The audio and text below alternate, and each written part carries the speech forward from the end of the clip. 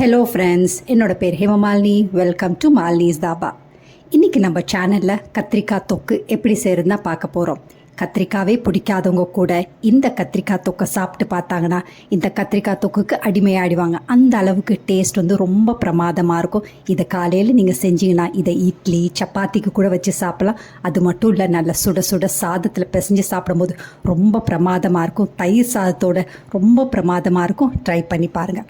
வீடியோவுக்கு போகிறதுக்கு முதல்ல இது வரைக்கும் நம்ம சேனலை சப்ஸ்கிரைப் பண்ணாமல் இருந்தால் மறக்காமல் சப்ஸ்கிரைப் பண்ணி வச்சுட்டு பக்கத்தில் இருக்க பெல் பட்டனையும் ப்ரெஸ் பண்ணி வச்சுக்கோங்க. அப்போ தான் நான் போடுற வீடியோஸ் உங்களுக்கு நோட்டிஃபிகேஷன் வரும். வாங்க டிலே பண்ணாமல் இந்த கத்திரிக்காய் தொக்கு எப்படி செய்கிறதுன்னு பார்க்கலாம்.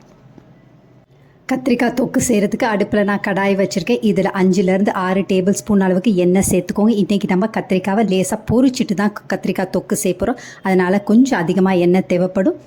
எண்ணெய் நல்லா சூடானோன்னு நான் ஏற்கனவே 250 கிராம், அதாவது 1/4 கிலோ அளவுக்கு கத்திரிக்காய் வாங்கி காம்பு பகுதியை நீக்கிட்டு நல்லா கழுவிட்டு 6 துண்டுகளாக வெட்டி வச்சுருக்கேன். அந்த கத்திரிக்காவை இப்போ சேர்த்துக்கலாம்.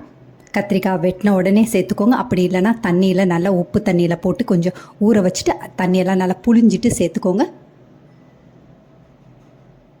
கத்திரிக்காவை சேர்த்துட்டு நல்லா வதக்கிக்கோங்க. ஃப்ளேமை மீடியம் டு லோவில் வச்சு கைவிடாமல் 5-6 நிமிஷம் நல்லா வதக்கிக்கோங்க.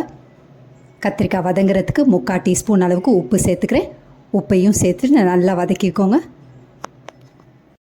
இந்த கத்திரிக்காய் தொக்கு டேஸ்ட் ரொம்ப பிரமாதமாக இருக்கும். சிம்பிள் அண்ட் ஈஸியாக செஞ்சிடலாம். அதிகமான பொருட்களும் தேவையில்லை. வீட்டில் உள்ள சிம்பிளான பொருட்களை வச்சு ரொம்ப பிரமாதமாக தொக்கு செஞ்சிடலாம். கத்திரிக்காய் இந்த அளவுக்கு நல்லா வதங்கினோன்னு ஃப்ளேமை லோவில் வச்சுட்டு நம்ம அடுப்புலேருந்து எடுத்துடலாம். இது ஒரு பாத்திரத்துக்கு மாற்றிக்கோங்க.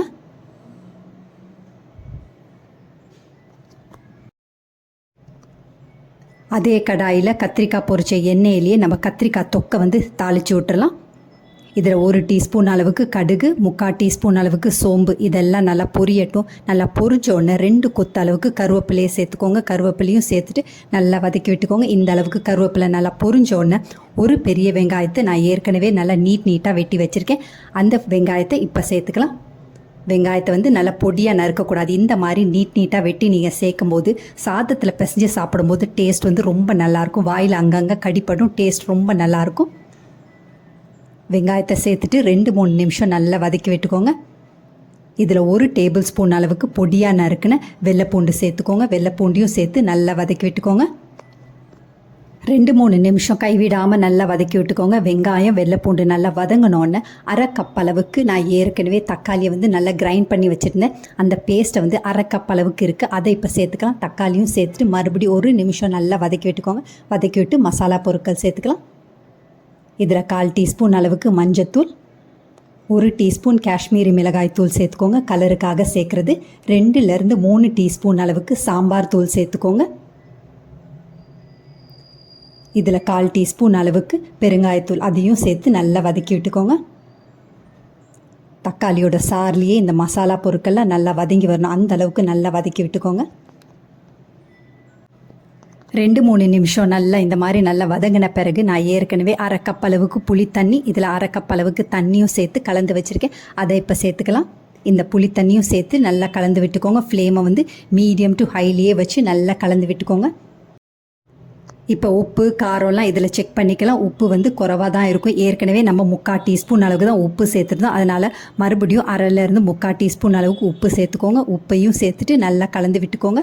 உங்களுக்கு காரம் பத்தாட்டியும் இந்த ஸ்டேஜில் நீங்கள் கொஞ்சமாக மிளகாய்த்தூள், அப்படி இல்லைன்னா சாம்பார் தூள் சேர்த்துக்கோங்க. இப்போ இந்த புளி தண்ணி நல்லா கொதிக்கட்டும். 2-3 கொதி வந்தோடனே நம்ம கத்திரிக்காவை சேர்த்துக்கலாம். இப்போ பாருங்கள், புளி தண்ணி நல்லா கொதிக்குது. இப்போ நம்ம ஏற்கனவே வதக்கி வச்சுருக்க கத்திரிக்காவை சேர்த்துக்கலாம். கத்திரிக்காவை சேர்த்த பிறகு நல்லா கலந்து விட்டுக்கோங்க. கலந்து விட்டுட்டு கரண்டியோட நுனி பகுதியை வச்சு நல்லா குத்தி விட்டுக்கோங்க. பொட்டேட்டோ மேஷர் வச்சு நல்லா மேஷ் பண்ணக்கூடாது. அப்படி நீங்கள் செஞ்சிங்கன்னா உங்களுக்கு கத்திரிக்காய் கடையல் ஆகிடும். இல்லைனா மத்து வச்சு செஞ்சாலும் கத்திரிக்காய் கடையல் ஆகிடும். இந்த மாதிரி நல்லா கரண்டியை வச்சு நல்லா குத்தி விட்டிங்களா கத்திரிக்காய் அங்கங்கே சின்ன சின்ன துண்டுகளாக இருக்கும். சாப்பிடும்போது வாயில் கடிப்படும்போது டேஸ்ட் ரொம்ப நல்லாயிருக்கும். இதில் 2 டேபிள் ஸ்பூன் அளவுக்கு நல்லெண்ணெய் சேர்த்துக்கோங்க. நல்லெண்ணையும் சேர்த்துட்டு நல்லா கலந்து விட்டுக்கோங்க. மறுபடியும் லோ ஃப்ளேமில் 2-3 நிமிஷம் நல்லா வேகட்டும். எண்ணெயெல்லாம் நல்லா பிரிஞ்சு வர வரைக்கும் நல்லா வேகட்டும். அதுக்கு பிறகு அடுப்பை ஆஃப் பண்ணிக்கலாம். இப்போ பாருங்கள், 2-3 நிமிஷத்துக்கு பிறகு எண்ணெய் லேசாக பிரிஞ்சு வர ஆரம்பிச்சிருச்சு. இப்போ அடுப்பை ஆஃப் பண்ணிவிட்டு பொடியாக நறுக்குன கொத்தமல்லி கை நிறைய சேர்த்துக்கோங்க. என்கிட்ட கொத்தமல்லி இல்லாதனால சேர்க்கலை, அதனால் மறக்காமல் கொத்தமல்லி சேர்த்துக்கோங்க. கொத்தமல்லி சேர்த்திங்கன்னா டேஸ்ட் வந்து ரொம்ப நல்லாயிருக்கும். உங்கள் வீட்டில் யாராவது கத்திரிக்காய் பிடிக்காதவங்க இருந்தால் இந்த கத்திரிக்காய் தொக்கை செஞ்சு கொடுத்து பாருங்கள். அப்புறம் என்ன அடிக்கடி செய்ய சொல்லிடுவாங்க. அந்த அளவுக்கு டேஸ்ட் வந்து ரொம்ப பிரமாதமாக இருக்கும். இதே மாதிரி அளவுகளோடு நீங்களும் இந்த கத்திரிக்காய் தொக்கை செஞ்சு பார்த்துட்டு எப்படி இருக்குன்னு கமெண்ட் பண்ணுங்கள். பிடிச்சிருந்தா இந்த ரெசிபியை உங்கள் ஃபேமிலி ஃப்ரெண்ட்ஸோட ஷேர் பண்ணுங்கள், லைக் பண்ணுங்கள், சேவ் பண்ணி வச்சுக்கோங்க. இந்த மாதிரி நல்ல இன்ட்ரெஸ்டிங்கான ரொம்ப டேஸ்டான ரெசிபீஸ் வேணும்னாலும் மறக்காமல் நம்ம சேனலை சப்ஸ்கிரைப் பண்ணி வச்சுக்கோங்க. தேங்க்ஸ் ஃபார் வாட்சிங் ஃப்ரெண்ட்ஸ்.